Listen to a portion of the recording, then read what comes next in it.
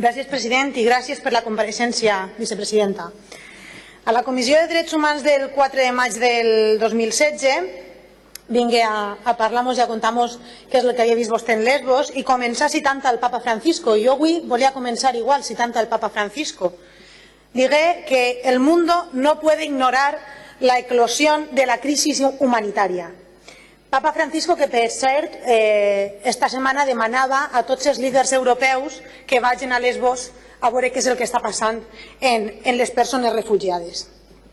El Papa potser no siga un referent per a tot el món, però sí que és un referent per a gran part del món. Així que jo crec que era interessant que parlarem d'esta frase, perquè crec que és una frase que té més raó i més sensibilitat que moltes de les que avui hem escoltat aquí en este Parlament.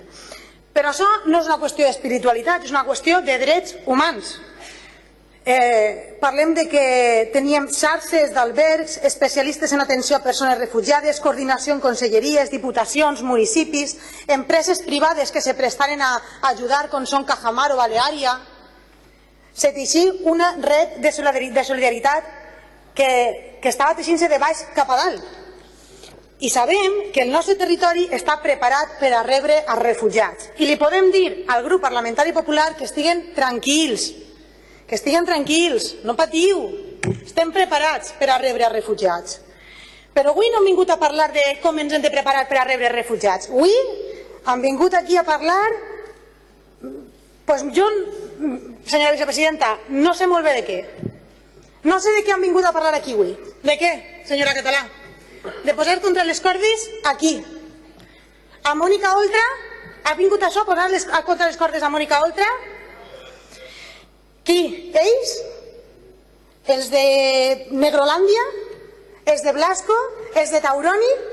Eixa panda són els que venen a parlar-nos de competències i cooperació?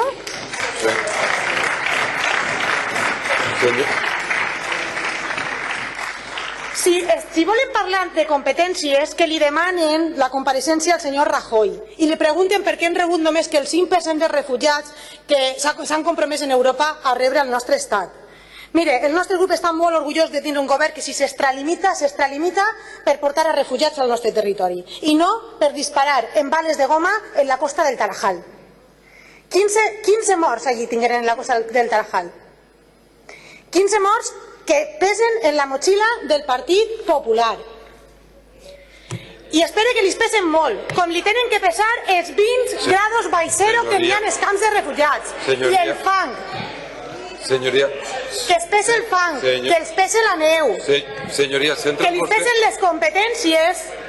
Que li pesen les competències. Senyoria diputada, centre... Un segon.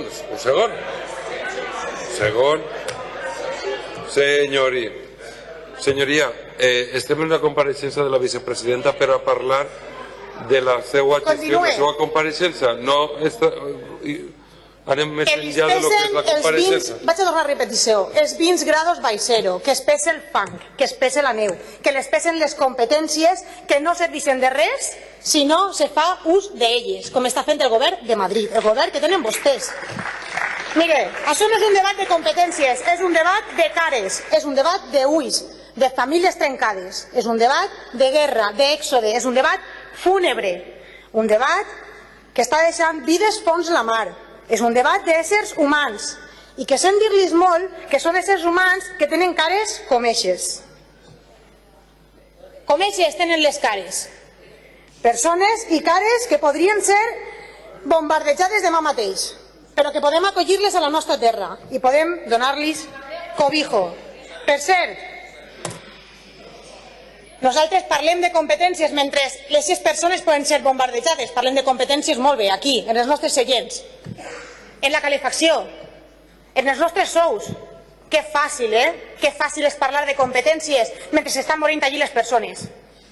I allargar el debat, i vinga a allargar-lo. Bé, Senyoria, finalitza vostè. En fi, pensen que mai es podria passar. Jo crec que la ignorància és molt atrevida. Senyora vicepresidenta, en els camps de refugiats no n'hi ha possibilitat de vida digna. A les nostres ciutats pot haver possibilitat de vida digna. A les nostres muntanyes, als nostres rius, a les nostres terres. El poble valencià és un poble acollidor i tenim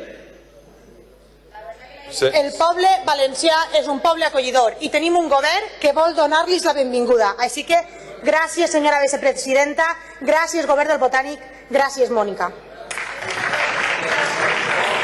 Moltes gràcies, il·lustre diputat.